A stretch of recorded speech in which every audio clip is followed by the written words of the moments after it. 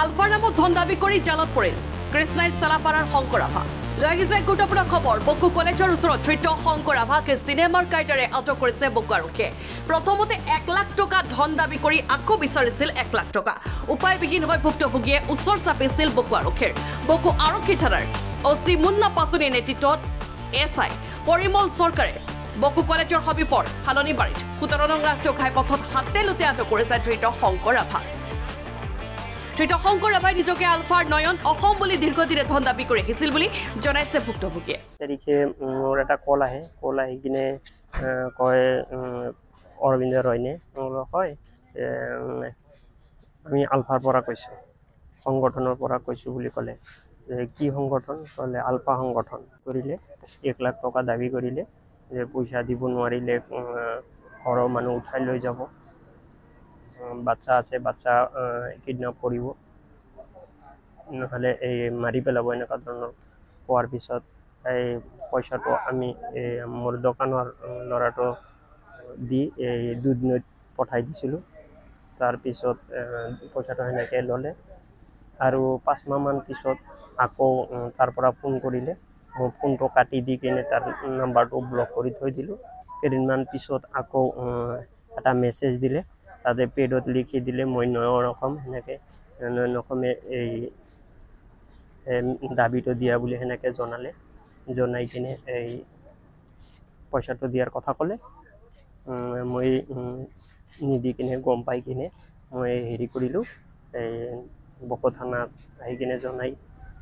থানাৰ জৰিয়তে এই বকো কলেজৰ সন্মুখত তাক গ্ৰেপ্তাৰ কৰা হ'ল আৰক্ষীয়ে কেনেদৰে সহায় কৰিছে আৰক্ষীয়ে বহুত ভাল কৰি সহায় কৰিছে সহায় কৰি ভাজনক ধৰিলে আৰক্ষীয়ে নিজে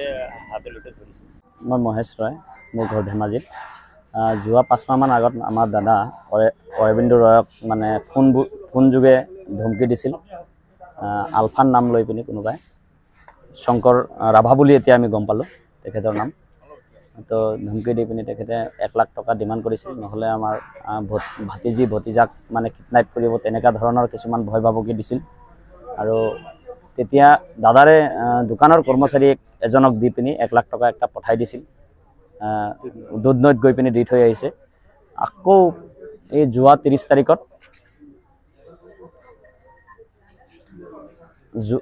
30 তাৰিখত আকৌ মানে মেছেজ এখন দিছে লেফটেণ্ট নয়ন অসম বুলি তেখেত লেফটেণ্ট